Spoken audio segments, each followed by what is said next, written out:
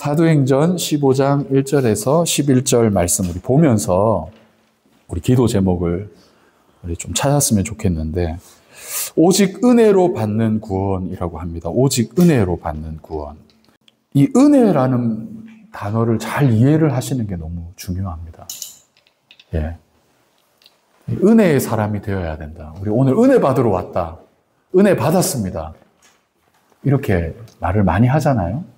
근데 은혜라는 말 자체도 우리가 잘 이해를 못하고 그냥 인사치레로 쓰는 데가 많아요. 설교에 오늘 좀 감동이 있으면 은혜 받았습니다. 감동이 없으면 은혜가 없었다. 여기 뭐 좀 그렇다 이렇게 많이 얘기를 하잖아요.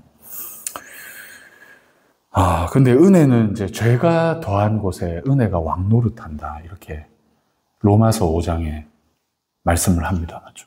로마서 5장을 보면 죄가 더한 곳에 은혜가 왕노릇한다. 이렇게 하듯이 사실 이제 은혜는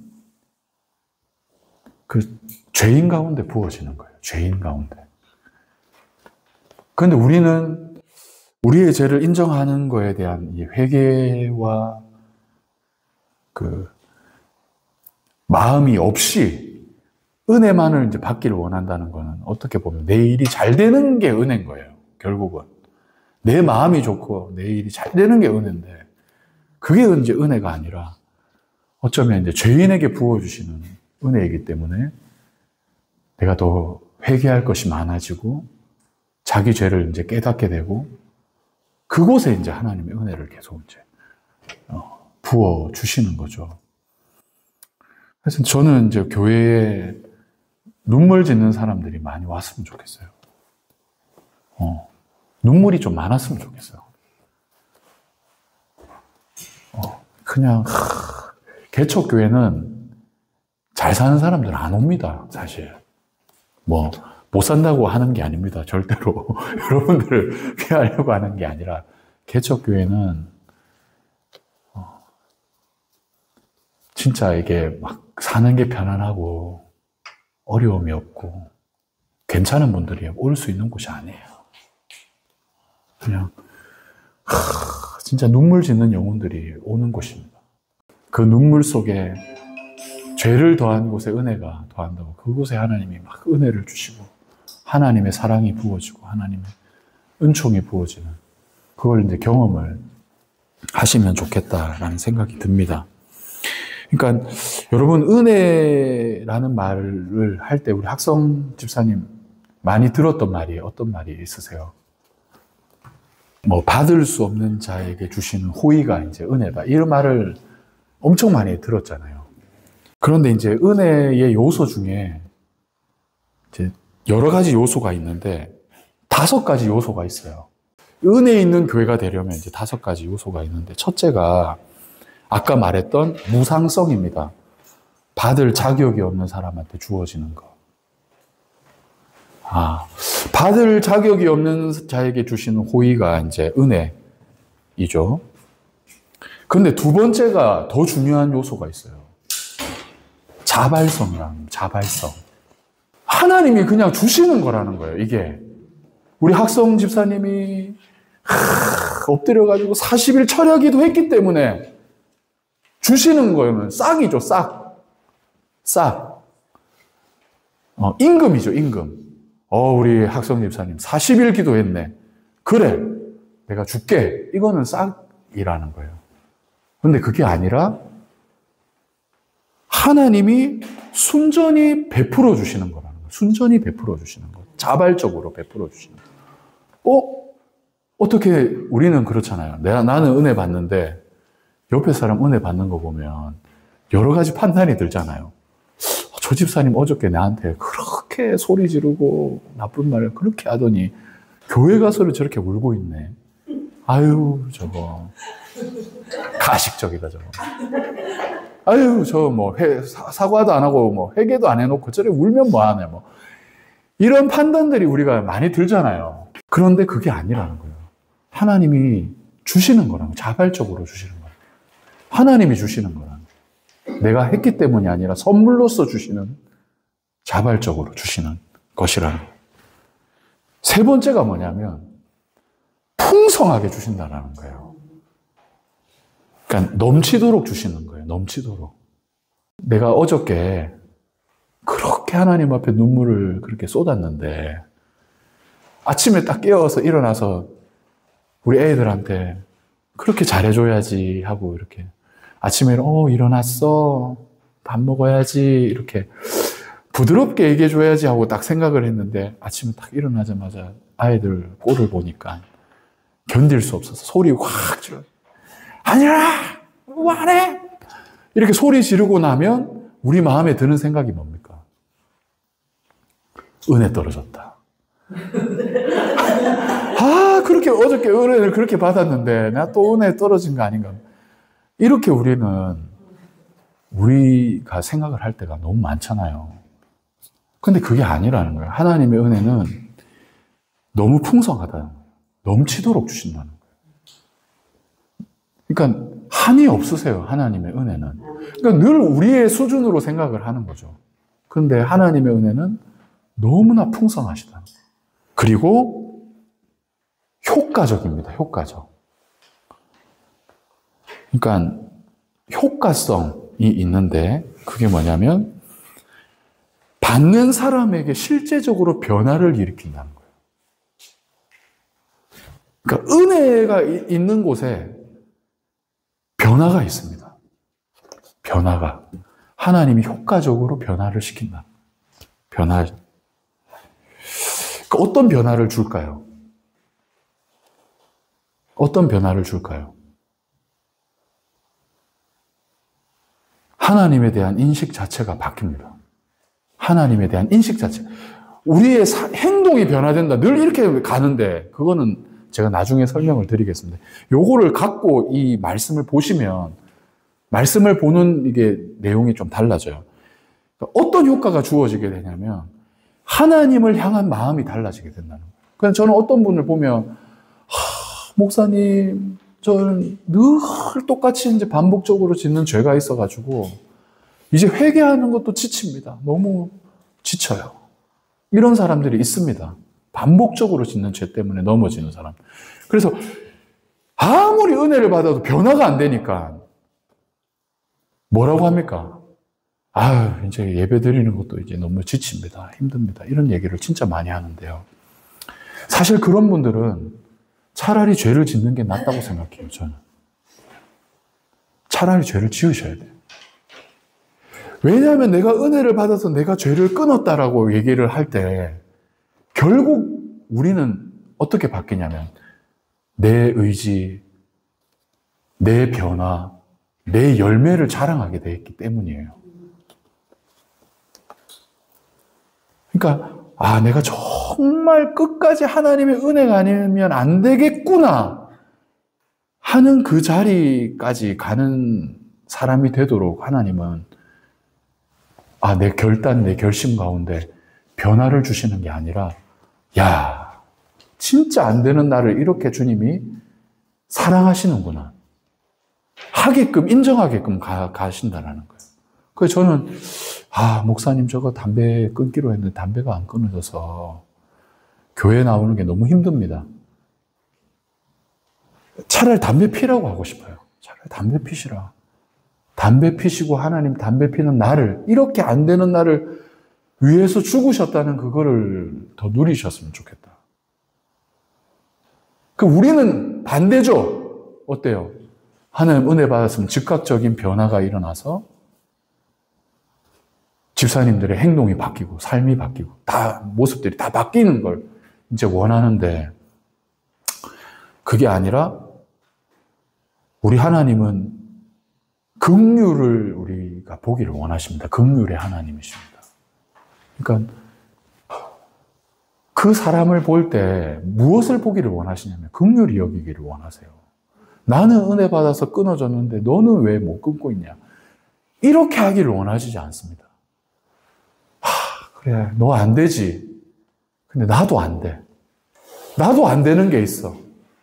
그런데 안 되는 우리를 하나님이 사랑하셔. 이 말을 하기를 원하신다는 거예요, 사람한테. 근데 우리는 이 말이 진짜 안 나와요. 잘 될 것 같지만. 근데 그게 잘 안 됩니다. 아, 우리 남편 안 되는 게 있고 내가 안 되는 게 있지. 나는 이렇게 잘하는데 당신은 왜 이렇게 늘 가기 때문에 이제 실질적으로 일어나는 변화는 하나님을 향한 깊은 사랑입니다. 그러니까 그 팀 켈러 목사님이 복음은 우리 가운데 두 가지를 가져다 준대요. 하나는 뭐냐면 하나님은 내가 생각하지도 못하게 나를 그렇게 사랑하신다. 내가 생각할 수도 없이 나를 사랑하신다. 근데 복음은 또 한 가지로 가져오는 게 뭐냐면 내가 생각할 수도 없이 죄인이라는 걸 깨닫게 해준다. 이 두 가지가 진짜 필요합니다. 이거를 이제 꼭 가지고 계십니다. 그래서 저도 너무 안 되기 때문에 그럼 안 되시는 분들한테 내가 뭐 어떻게 정죄를 하겠어요? 안 되는 영역이 다른 거지. 안 되는 영역이 다른 거죠. 집사님 뭐가 안 되세요? 우리 명수 집사님. 오늘 이제 질문을 해야죠. 뭐가 제일 안 되세요? 지금 하나님을 향한 열정. 열정이 안 된다. 우리 학성 집사님 뭐가 안 돼요? 분노. 그러니까.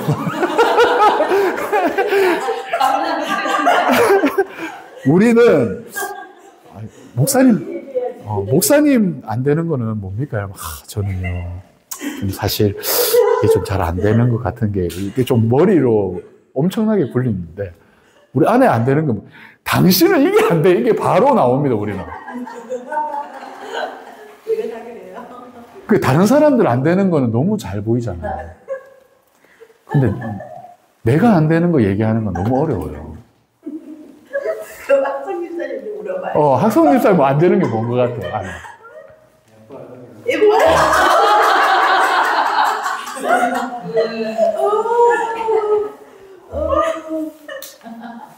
너무 좋아하시네요. 은혜네요. 하여튼 뭐 그게 필요합니다. 여기서 욕을 하세요. 여기서 다 은혜.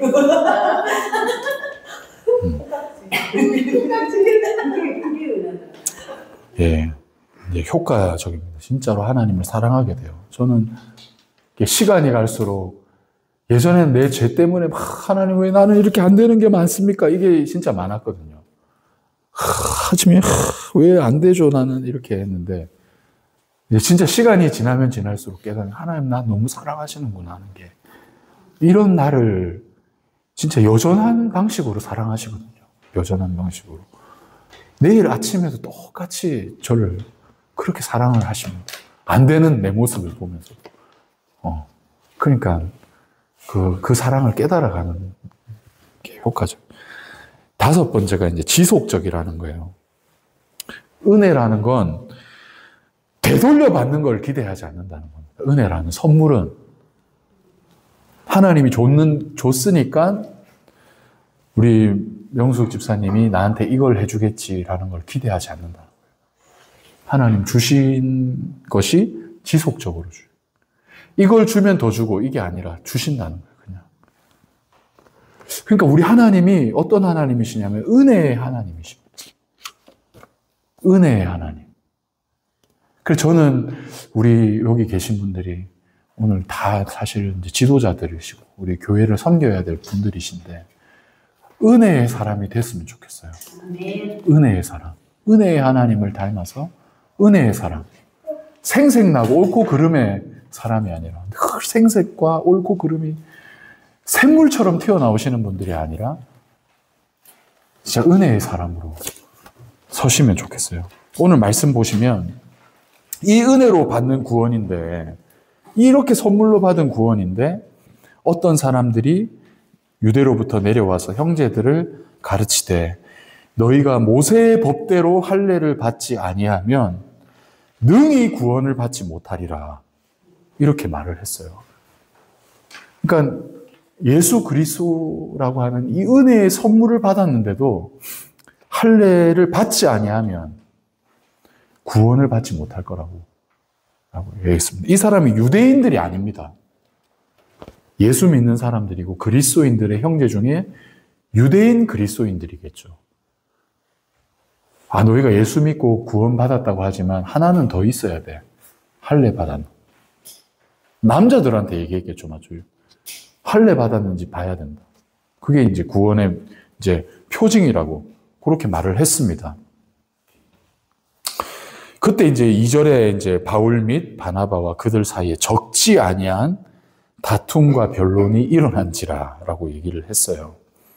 그러니까 다툼과 변론이 일어났다는 말은 뭘까요? 아니야, 은혜로 구원받았어. 아니야, 그래도 할례는 받아야지 하면서 그 안디옥 교회에서 이제 다툼이 일어났다라는 겁니다. 적지 않은 다툼이 일어났다는 거예요. 변론이 일어나면서 아니야, 그래도 예수 믿으려면 이제 그런 표징은 하나 있어야지. 아니, 필요 없어. 은혜만 있으면 되는 거야. 하면서 막 서로 이제 다툼과 변론이 일어났다라고 얘기합니다. 그래서 형제들이 이 문제에 대해서 바울과 바나바와 및 그 중에 몇 사람을 예루살렘에 있는 사도와 장로들에게 보내기로 작정을 했다라고 말씀을 합니다. 여러분, 오늘 이제 그 안디옥 교회가 그 하나님의 은혜의 그 선교 보고를 끝내고 나서 너무 이제 기뻐서 서로 안에 너무나 감사가 있고 감격이 있었는데 유대로부터 내려와서 어떤 사람들이 내려와서 모세의 법대로 할례를 받지 아니하면 구원을 받지 못한다는 이 문제 때문에 다툼과 변론이 일어났다. 싸움이 일어났다는 거예요. 서로 간의 갈등과 분쟁이 일어났다고 하는 거예요. 그 여러분, 이 어떤 사람들이 이 은혜에 충만한 그 하나님께서 주시는 그 성교의 보고들, 믿는 자들을 더하셨다는 이 감동을 어떻게 보면 깬 것 같은 느낌이 들어요. 어떤 사람들이 와서. 그런데 이 어떤 사람들이 찾아와서 이 말해준 이것 때문에, 다툼과 변론이 일어난 이것 때문에 오히려 구원에 대한 분명한 이해가 생기게 됐다라는 거예요. 그러니까 사람들 가슴 속에 뭐가 있었을까요? 유대인들은 아, 그래, 예수 믿고 은혜로 구원받는다고 얘기는 하지만, 이방인들도 구원받는다고 하지만, 이방인들에게도 할례라고 하는 표징이 있어야 되는 거 아닌가? 하는 생각들이 은영중에 마음속에 다 있었을 거예요. 안디옥 교회에서도. 그리고 할례를 받은 사람도 있을 거고요. 헬라인이지만 할례 받고 유대인이 되었다가 예수 믿은 사람들도 있었기 때문에 그런 사람들도 있었을 거예요. 그런데 그런 사람들이 있기 때문에 이 어떤 사람들이 와서 해준 이 얘기가 자기의 가슴 속에 있는 이 구원에 대한 문제들, 구원에 대한 확실한 이해를 갖지 못한 이 부분들이 튀어나오게 되었고 그것으로 인해서 재정립이 됐다라는 겁니다. 그래서 저는 오늘 이 말씀 보면서 묵상하면서 야, 다툼과 변론이 일어나는 거는 어떻게 보면 축복이구나. 감사구나. 다툼과 변론이 없으면 그 속에 있는 문제와 쓴뿌리들이 나오지가 않으니까 그것들을 어떻게 보면 말씀 안에서 해석하고 해결해 줘야 되는데 그게 나오지가 않으니까 늘 잠재만 돼 있는 거예요. 그러면서 판단만 하고 있는 거예요. 아, 은혜입니다라고 박수는 치고 있지만 깊은 곳까지 하나님이 주신 그 구원의 은혜에 대해서 감격하지는 못하는 거죠. 이 사람들이. 그래서 이 어떤 사람들이 와서 찾아와서 이런 말을 해준 것 자체가 복이라는 거죠. 그 사실 이제 우리들 교회, 지금 원주 우리들 교회가 개척하고 나서 저는 이제 제일 두려운 게 뭔지 압니까? 제일 두려웠던 게, 제 마음속 깊은 곳에 두려웠던 게 뭐냐면 사람들 떠나는 거예요. 그게 저 안에는 진짜 깊은 두려움으로 있더라고요. 꺼내놓지 못하는 말이지만 제가 그게 마음속 깊은 곳에 제 안에 그게 두려움이 있더라고요. 그런데 이제 제가 이제 한 주 동안 사실 제 마음에 막 이렇게 두렵고 이게 힘든 마음이 들더라고요. 계속 염려도 생기고 두려운 마음이 들어서. 그래서 제가 한 주간 이제 묵상하면서 제 마음 가운데 그렇게 두렵게 하는 게 뭘까? 나를 염려하게 하는 게 뭘까? 깊이 이제 묵상을 해봤더니 제 마음 가운데 그게 확 이렇게 올라오더라고요. 너 지금 이제 사람 붙들고 있지 않냐? 이 사람 올까? 이 사람 오지 않을까? 이 사람 어떻게 할까? 이 사람 저렇게 하는 그걸 다 붙들고 있는데 그 마음, 아유 목사님 뭐 그런 마음 안 가지셔도 돼요. 뭐 이렇게 할 수 있겠죠, 여러분들은. 근데 저도 알죠. 안 가지셔도 되죠. 근데 그게 안 없어지더라고요. 하나님, 저 이거 어떻게 해요? 이거 두려움 가지고 어떻게 사역을 합니까? 사람 떠날까봐 두려워하면 어떡합니까? 내가 하나님 앞에 내가 사역하려면 이거는 내가 넘어가야 되는 문제일 것 같은데, 통과해야 될 것 같은데, 하나님 이거 어떻게 해야 됩니까? 근데 주님이 저를 이제 찾아와서 저를 이제 말씀을 주셨어요. 반드시 떠나야 될 사람이 있어야 된다고. 다투어야 될 문제가 있어야 된다고. 하시면서 그때 저한테 주셨던 말은 그때 네가 그 생각을 했으면 좋겠다고. 네 잘못 때문에 떠났다고 생각하면 안 된다고. 그게 네 잘못이라서 네가 못해가지고 문제가 돼서 나갔다고 너는 그때 절대 그렇게 생각하면 안 된다고. 하시면서 저한테 주신 말, 이게 하나님께서 주신 거라고 꼭 생각이라고. 오, 저한테 그 마음을 주시는데 위로가 되더라고요. 그러니까 사실 부부간에 문제가 있는 건 뭐냐면 싸움이 없기 때문에 문제가 있는 거예요. 싸움이 없기 때문에. 너무 좋은 거, 여보 오늘 너무 사랑스러워요 이렇게 얘기했잖아요. 그게 좀 문제라는 겁니다. 오늘 명수 집사님이 오늘 잘한 거예요. 분노가 너무 사랑스러운데 뭐 분노가 왜 일어납니까? 혈기가 왜 있어요 지금? 그러면서 이제 아내의 그 문제에 대해서 드러내는 게 힘들죠. 지금은 아직 쉽지 않을 거예요. 처음은 힘들어요. 그렇지만 목장 가서 이제 평일 목장을 넣으려고 내가 학성 집사님은 두 분이 평일 집 목장을 넣으려고 하는데 목장 가서 잘 싸우셔야 돼요. 다툼과 변론이 일어나야 돼요. 서로 간에 막 우리 명숙 집사님 내가 이게 답답하다. 나도 우리 아내 처음 내 목회자라서 나누 못하겠대요 저는. 사랑스럽습니다. 저도 그랬어요.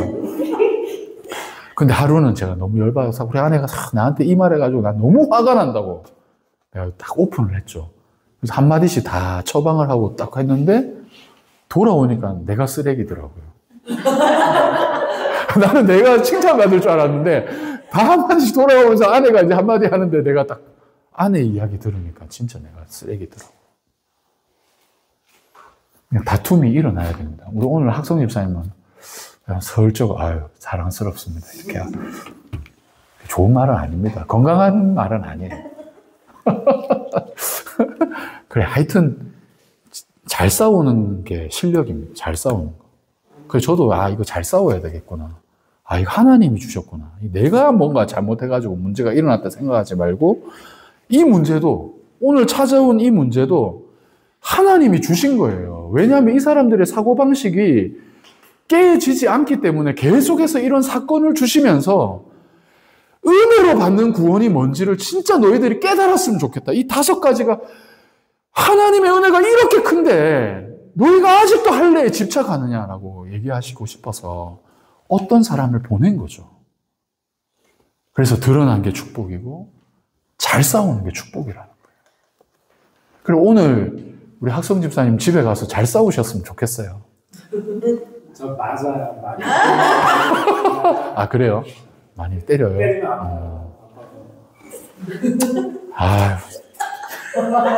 은혜로 받는 구원입니다. 은혜로. 그러시구나. 힘드시겠다. 맞으네요. 날마다 맞는 남자야. 근데 맞고만 있어요, 그래도? 맞고만 있어요? 그건 아니잖아요, 맞죠? 그런데 지금도 말 숨기잖아. 또. 맞고만 있어요. 그러면 그때 이제 목장 가서 사실은 맞고만 있는 게 아니라 더럽게 지금 나한테 이렇게 하는 것도 있다고 다 오픈하는 거예요. 그러면 이제 우리 학생들은 쪽팔려서 처음에 이래도 나중에는 박수 치고 학생 집사님 그렇죠 하면서 박수.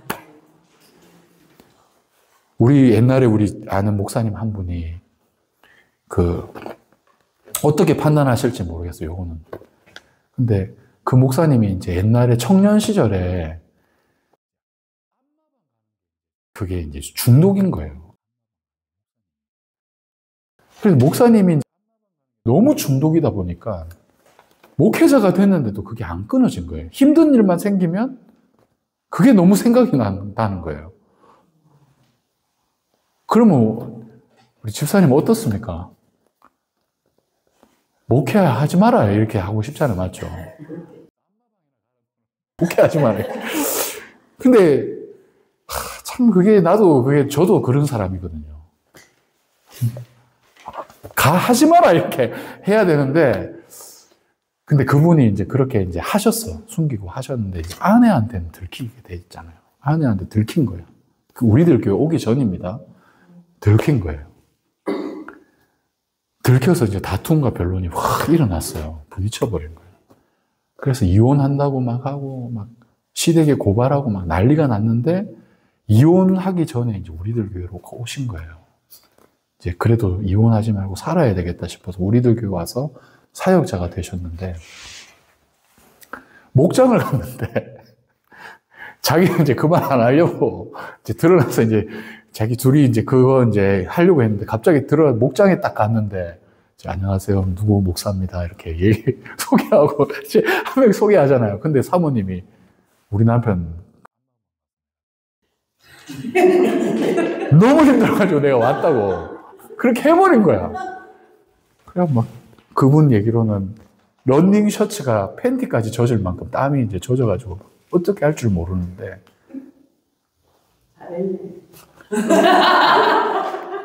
그랬는데 목장 식구들이 다 그 목사님 안아주셨어요. 목사님 우리들 교회 너무 잘 왔어요. 안아주셨어. 그래서 회복이 된 거예요. 회복이 된 거예요. 그게 너무 중요한 것 같아요. 그러니까 우리는 그게 겁나잖아요. 목사가 어떻게 이럴 수 있어? 집사가 예수 믿는 사람. 우리는 이게 늘 걱정이잖아. 사람들이 평가. 하나님 나를 사랑한다는 건 알겠는데 사람들이 나를 어떻게 평가할까가 늘 문제잖아요. 근데 그 목사님은 알아. 난 그게 너무 은혜인 거예요. 저는 이제 전도 여행을 갔는데 제가 너무 좋아했던 집사님이 바람을 너무 많이 피신 집사님이 계신데 여자한테 너무 잘하는 거예요, 이 집사님이. 그래서 제가 막 경계를 안 지킨다고 늘 뭐라 하고 막 그랬는데 너무 선교 여행 너무 잘하고 와서 집에 딱 돌아왔는데 두 집 살림하는 게 들킨 거예요. 마음속에 그걸 가지고 있었던 거예요. 그러면 저는 즉각적으로 튀어나왔던 생각이 뭐냐면 어떻게 선교 여행까지 가가지고 나한테 그 말 한마디 안 하고 두 집 살림 어떻게 할 수가 있어. 딱 이 마음이잖아요. 아내한테 들켜가지고 그분이 무서워서 가출을 해버린 거예요. 제가 담당하는 사람인데 가출을 하니까 내가 얼마나 욕을 먹을까 이게 걱정인 거예요. 나는 얼마나 욕을 먹을까 이게 나한테는 걱정인 거예요. 아이고 손 목사님 사람 분별 안 되네. 그 사람 그렇게 같이 가더니 그 두 집 살림하는 그런 사람하고 같이 갔냐. 내가 이 말 들을 것 같은 사역자로서 이게 면박받을 것 같은 걱정이 확 오는데 제가 그거 오픈했어요. 어떡하냐고. 이분 갔다고. 제가 그 잠복을 6시간 하면서 그 두 집 살림하는 집 앞에 기다려가지고 그 잡으려고 하는데 잡았는데 목사님 제가 그 사람하고 끊겠지만 쪽팔려서 교회를 못 오겠습니다. 이렇게 얘기를 하더라고요. 근데 내가 그 전에 그 오픈했을 때 모든 사람들이 우리들 교회에 계셨던 모든 분들이 야 그분 어떻게 그럴 수가 있어가 아니라 다 저한테 그 얘기를 하더라고요. 목사님 드러난 게 축복입니다. 선교 여행 갔다 와서 선물 주셨네요. 하나님이. 다 그 얘기를 해주시더라고요. 그래서 제가 얼마나 위로가 됐는지 그 말 듣는데 한 말씀으로 가는 공동체가 맞구나 정말 이게. 그러면서 그 집사님 6시간 잠복해가 잡아가지고 집사님 드러난 게 축복이라고. 선교 여행 갔다 와서 선물 주셨는데 왜 그러시냐고.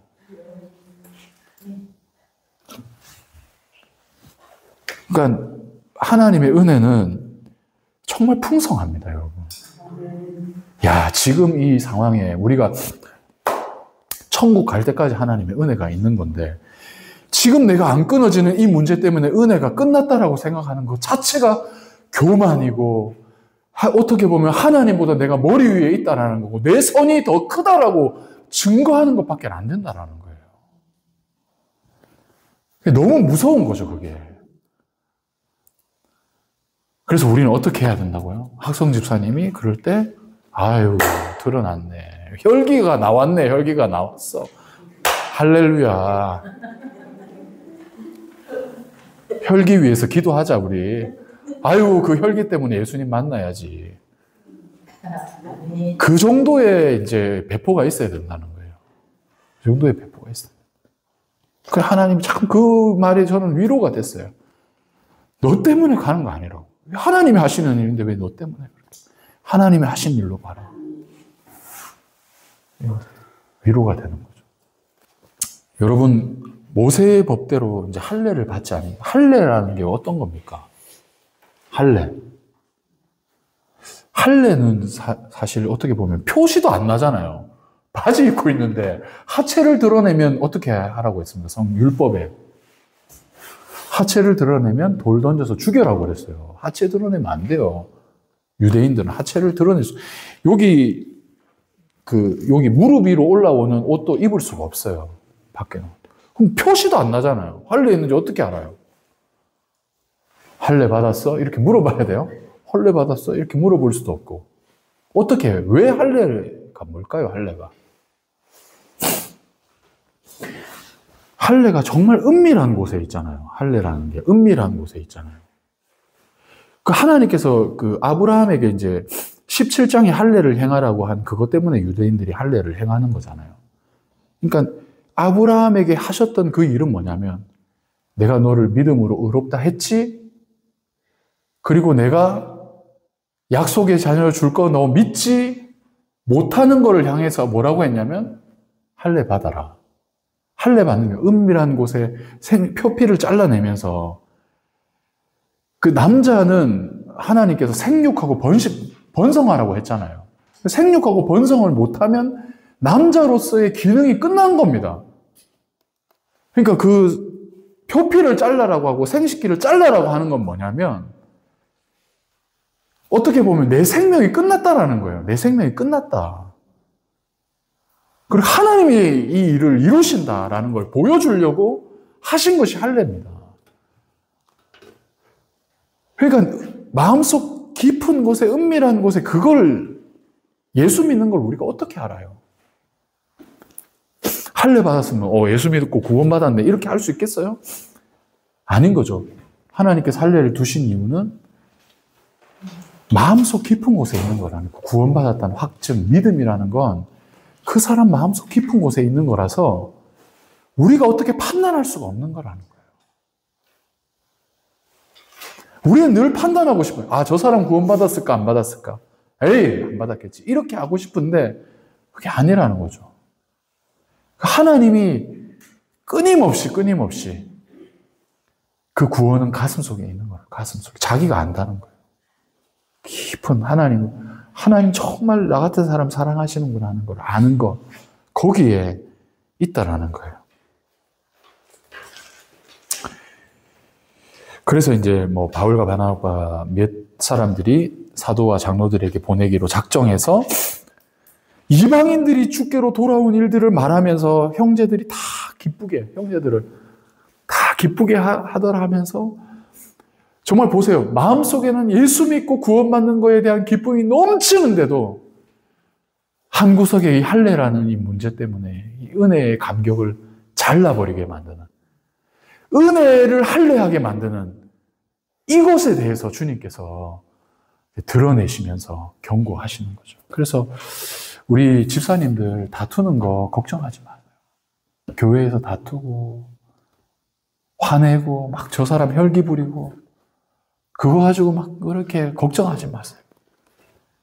정말 이 모든 일들이 다 드러나게 될 때 구원의 은혜가 넘치게 됩니다. 구원의 은혜가. 그리고 우리가 좀 이거 붙들고 좀 한번 좀 기도를 했으면 좋겠습니다.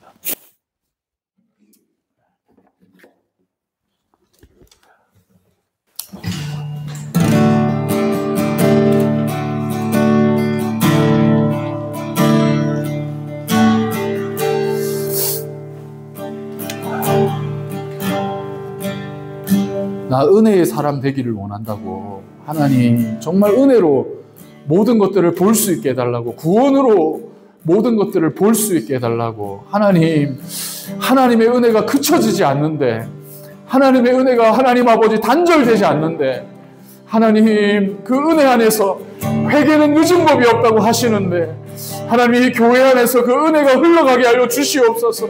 하나님, 우리의 속사람 가운데 우리 자신조차 낙심하고 하나님 절망할 때가 너무나 많은데, 하나님 내가 하나님의 은혜가 마르지 않는 것을 보게 하여 주시옵소서. 하나님의 은혜가 풍성하고 효과적이고 지속적이라는 것을 볼 수 있는 마음을 허락하여 주시옵소서. 다 같이 주님 부르고 기도합니다. 주여. 사실 남을 정죄하는 사람은 자기 자신한테도 너무 정죄가 많아요. 완벽주의자적인 성격 때문에 내가 이게 완벽 안 하면 늘 불안하고 두렵고, 다 갖춰지지 않으면 정말 나 자신을 너무나 짓누르고 정말 압박을 가하고 그것 때문에 너무나 괴롭고 그런 분들이 있을 겁니다. 아니면 상대방한테 늘 여전히 그러한 모습을 갖고 있는 분들이 너무 많을 거예요. 가정에서 좀 그렇지 않습니까? 저는 우리 딸하고 아들한테 은혜의 아버지가 되고 싶습니다. 은혜의 남편이 되고 싶습니다. 좀 우리가 회개하면서 하나님, 정말 연약하고 느슨하고 부족함을 인정하면서 가게 하여 주시옵소서. 하나님, 이거 바로잡으려고 하나님 아버지 늘 자기 자신을 채찍질하는 것이 아니라 하나님의 은혜의 보좌 앞에 안 되는 나를 바라보게 하여 주시고, 그런 나를 사랑해 주신 하나님 앞에 서게 하여 주셔서 하나님이 하나님과의 관계가 효과적으로 새로워지게 하여 주시옵소서.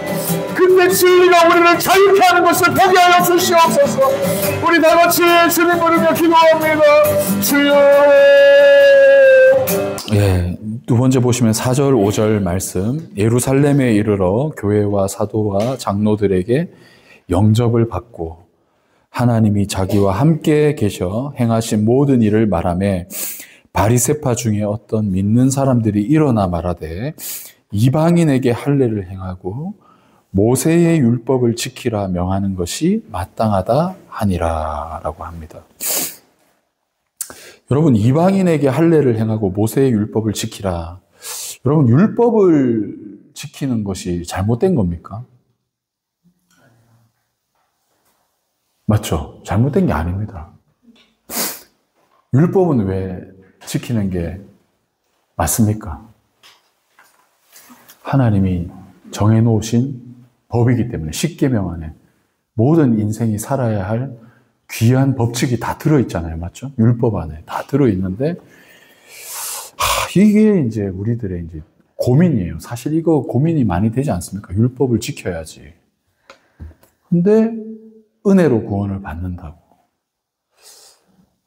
그러면 이제 진짜 마지막에 제가 이제 어저께 설교했듯이 그 92세 이제 마지막 그 대소변도 가리지 못하는 그분이 마지막에 그냥 그렇게 핍박을 하시다가 예수 믿고 세례받고 구원받는다고 생각한다면, 율법은 도대체 그럼 뭐가 필요한가?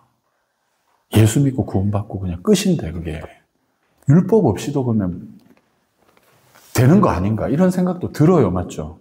율법 지키지 않으면 기준이 없으니까. 이거는 이제 참 이게 설명하기가 그런데, 이게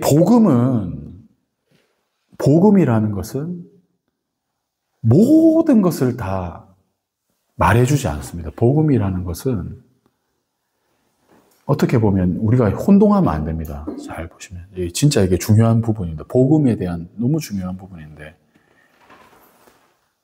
복음과 복음으로 주어지는 결과를 혼동해서는 안 됩니다. 복음은 모든 것이 아니에요. 복음은 하나님께서 행하신 일입니다. 복음은 하나님께서 행하신 일이에요.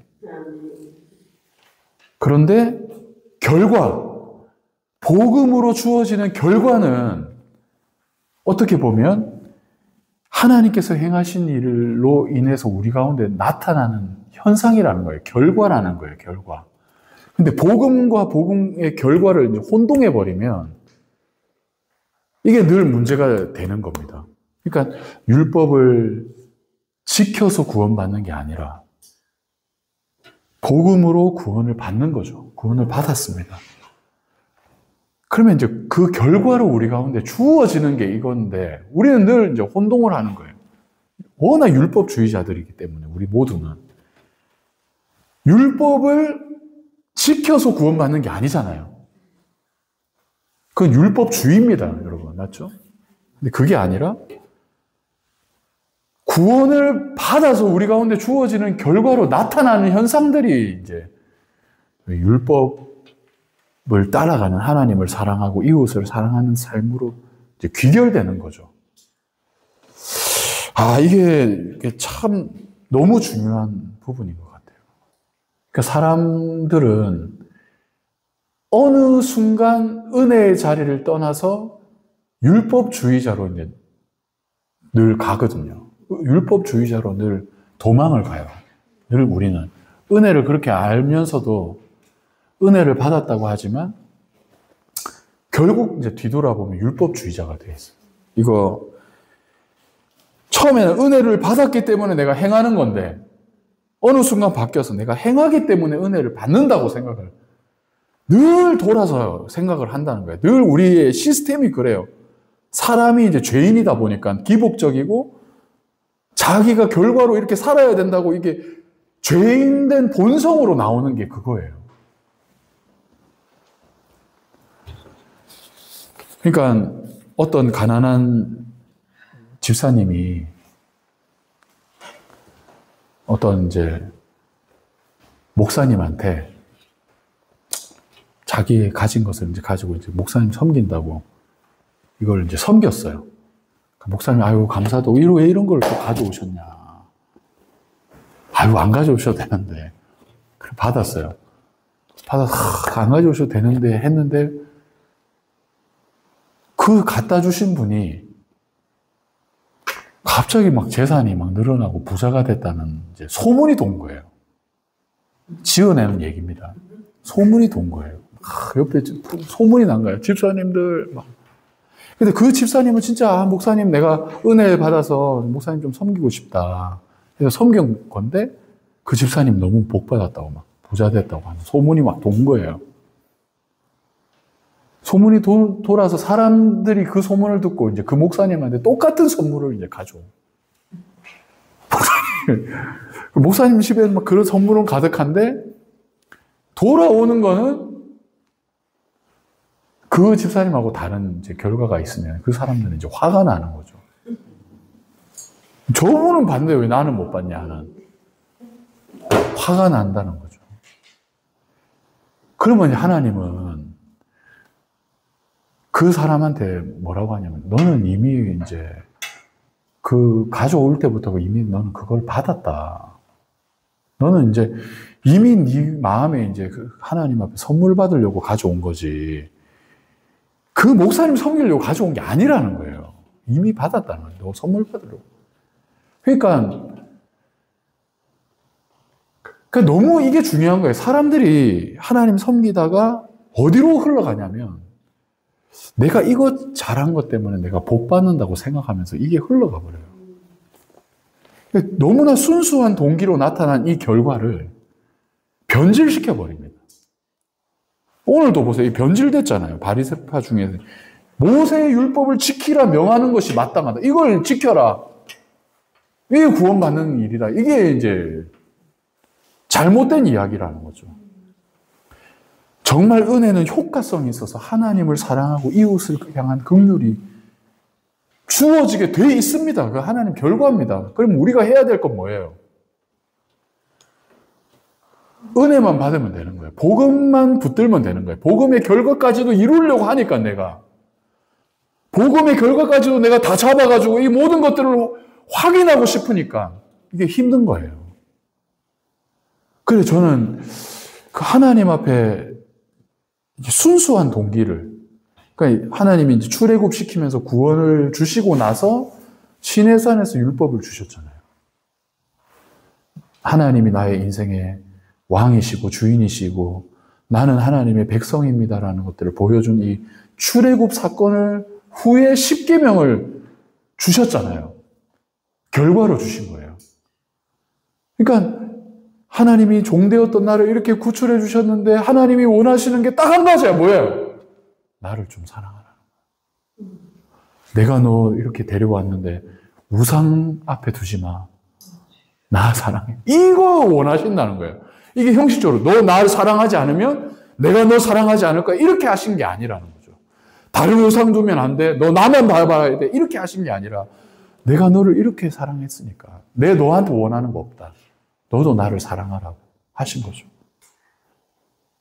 그리고 내가 사랑하는 그 사람, 나도 종이었고 나도 아무 가치 없는 애굽에서 짓밟힌 사람이었는데 아무것도 없는 사람이었는데 나를 하나님께서 이렇게 사랑해 주셨듯이 저 사람도 아무것도 없어도 있는 모습 그대로 사랑해 주라고. 탐욕하지 말고 미워하지 말고 거짓 증거하지 말고 사랑하라고 주신 것이 율법이라는 거죠. 그게 결과로 주어지는 거예요. 그래서 교회는 끊임없이 구속사의 복음만 들어야 되는 거예요. 복음만 들으셔야 돼요. 그러면 자연스럽게 사람들이 바뀝니다. 그런데 어떻게 우리는 그게 이제 너무 안 되니까 계속 변화를 시키려고 뭔가를 하는 거예요. 40일 새벽기도 합시다. 뭔가를 합시다. 이래서 은혜를 이제 쟁취하는 이제 훈련의 자리에 계속 우리를 두어서 은혜를 받았다고 하지만 계속 모세의 이제 시내산으로만 계속 가게 만듭니다. 그러면 은혜가 떨어지죠, 사실. 내 열심밖에 안 남는 거예요. 목소리만 큰 거예요. 교회 봉사하신 분이 제일 목소리 큰 거예요, 교회 가면. 막 소리 지르는 소리죠. 그 소리 지르시는 분 대부분 일 열심히 하시는 분 다 소리 지르는 거예요. 여기 왜 앉아? 여기 목사님 자리인데 왜 여기 앉냐고. 소리 막 씌우고 이분이 제일 이제 목사님 옆에 섬기는 분들. 그래서 참 안타깝습니다. 저는 우리들 교회만 이제 구원이 있다고 믿진 않아요. 우리들 교회만. 그런데 참 우리들 교회만큼 이렇게 좀 교회로서의 기능이 좀 잘 됐으면 좋겠어요. 그래서 저 원주도 또 뭐 그게 두려운 거죠. 원주 우리들 교회도 그런 교회가 돼야 된다는 거. 나중에 막 기득권 싸움하고 막 앉아가지고 투표했는데 뭐 어떤 분 장로님 안 돼서 도망가시는 분도 있잖아요. 그런 사람 본 적 있죠? 갑자기 막 주차봉사 열심히 막 해가지고 주차봉사를 1년간 비가 오나 눈이 오나 했는데 선거 떨어지면 안 오시는 분 있잖아요. 어떤 분은 목사님이 강대상을 이제 바꿨어. 새 강대상을 두면 새 강대상을 둔 동시에 한 권사님이 떠나세요. 왜냐하면 그 강대상 내가 샀는데. 무슨 일이 아니라 우리 많아지고 그러니까 이게 사실은 이제 복음의 결과로 준 일이잖아요. 복음의 결과로 줬는데 결과로 나 안에 일어나는 일인데 이게 이제 복음이 돼서 이 복음을 이제 평가하게 되는 거죠. 늘 이제 이게 율법주의로 바뀌는 거예요. 이 사람은 이제 율법주의라. 그러니까 하나님의 은혜는 너무나 커서 몽학 선생인 이 율법을 능히 이기고도 남는 능력이 있는데 성령의 법을 누가 거스를 수가 있습니까? 성령의 법을 누구도 제어할 수 없다고 말씀하시나요? 사랑과 희락과 화평과 오래 참음과 자비와 양선과 충성과 온유와 절제니라고 하는 이 9가지 법을 누구도 막을 수 없다고 하셨는데 우리는 이제 성령의 법을 거스르는 거죠. 가르쳐서. 어떤 집사님 저한테 그러더라고요. 아이들한테 집사님, 목사님, 정장 입히고 교회 데리고 오라고. 그럼 태도가 달라질 거라고.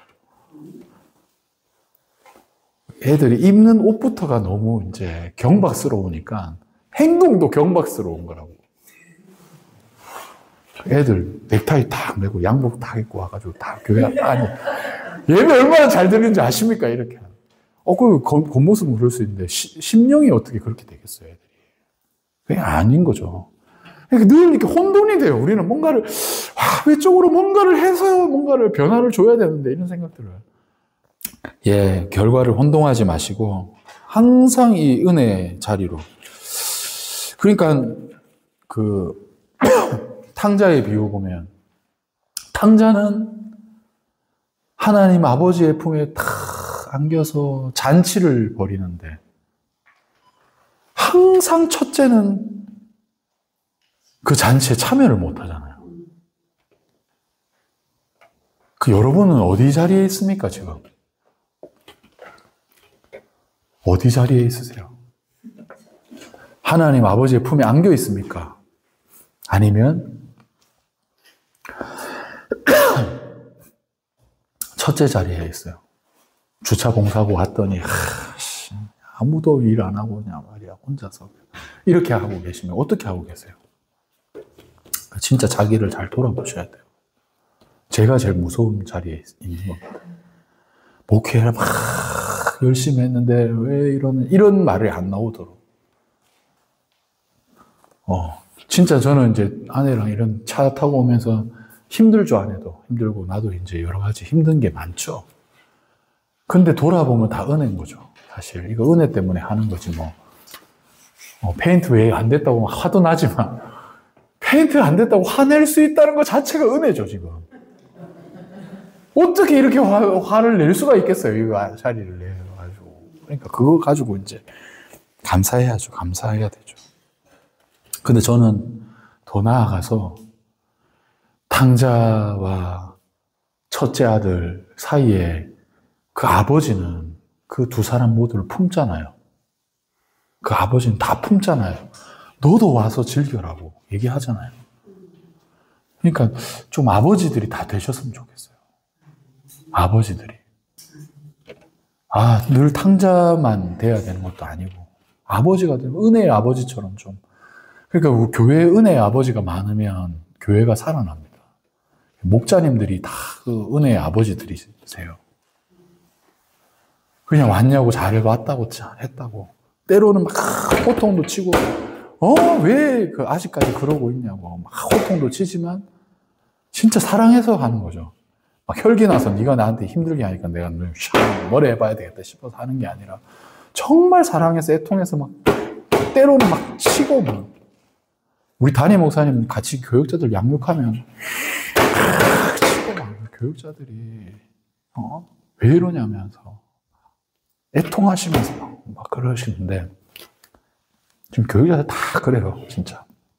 담임 목사님이 양육을 지금 못 하시잖아요, 안식월이니까. 다 양육받고 싶다 그래요.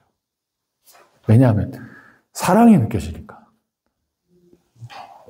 손 목사 이용해가지고 뭐 일 좀 더 시켜 먹어야 되겠다 이런 생각이 안 드는 거예요. 목사님 정말 나를 사랑하구나, 애통하시는구나. 이게 이제 느껴지면 막 뭐라 하는 소리도 너무 감사한 거예요. 집사님 어떻게 그럴 수 있어요? 막 이런 말. 좋은 말만 해주는 게 아니라 뭐라. 그렇게 하는 게 진짜 은혜의 아버지들이 그렇게 할 수 있는 거예요. 그래서 항상 이 모세의 율법을 지키라 하는 게 아니라 은혜를 받으시면 된다고 하는 생각을 갖고 서 있으면 좋겠습니다. 우리 마지막 우리 6절부터 11절에 말씀, 사도와 장로들이 이 일을 의논하려 모여서 많은 변론이 있은 후에 많은 변론이 있었어요. 이 사람들이 다 하나님이 드러나게 하신 거죠. 베드로가 그래도 하나님이 제가 이제 교회사에 이제 보면 교회사에 이제 다툼이 일어날 때마다 하나님이 교리를 정립시키셨거든요. 초대교회 시대에서는 삼위일체와 예수 그리스도의 인성과 신성에 대한 부분에 대해서, 종교개혁 시대에는 어떻게 했습니까? 구원론에 대해서, 지금은 이제 성령론에 대해서 이제 많이 바뀌긴 하지만, 지금 시대에도 여러 가지 이제 어쩌면 갈등이 있잖아요. 좌우의 갈등. 여러 가지 갈등들이 있지만, 결국은 베드로가 일어납니다.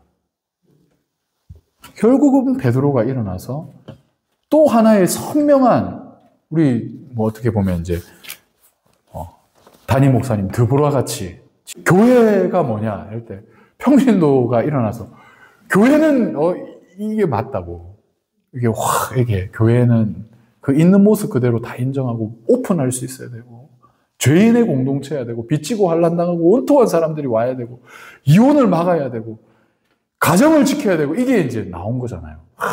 이게 나오듯이 베드로가 일어난다는 거예요. 반드시 베드로가 일어난다는 거예요.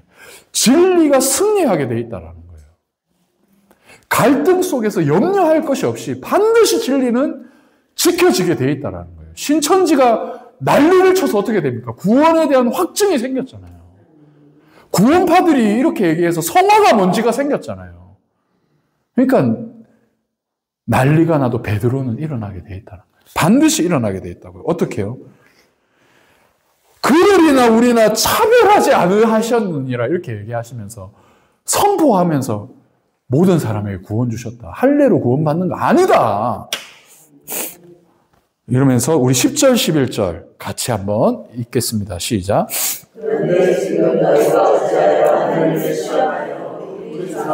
우리도 능히 매지 못하던, 그러나 우리는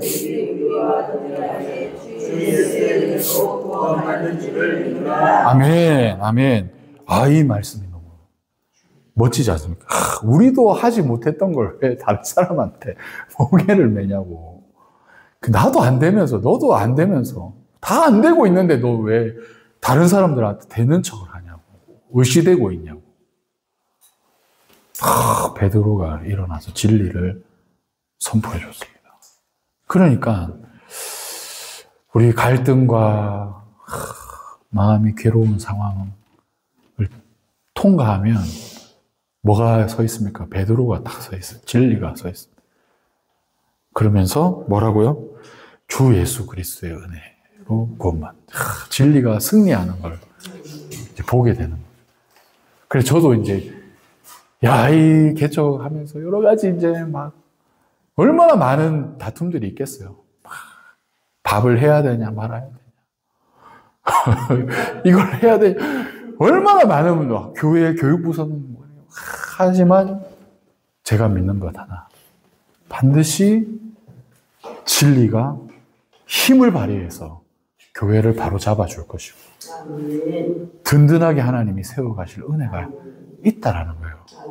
하나님의 교회이기 때문에.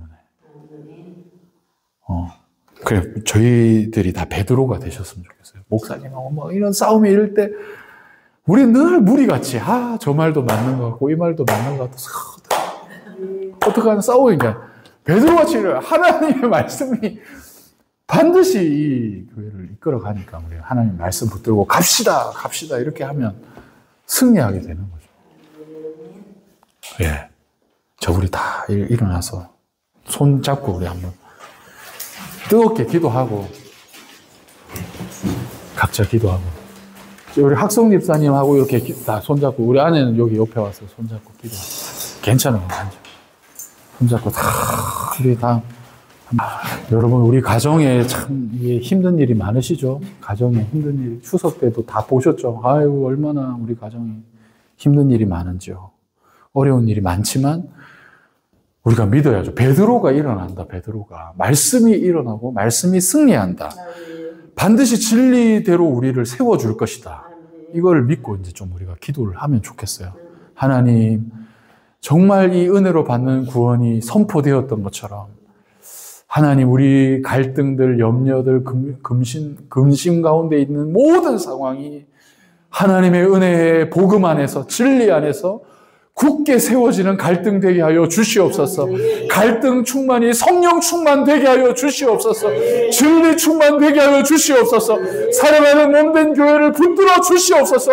하나님 아버지 개척 가운데 있는 모든 갈등 가운데 하나님의 진리가 굳게 서는 은혜를 허락하여 주시옵소서. 우리 다 같이 주님 부르고 기도합니다. 주여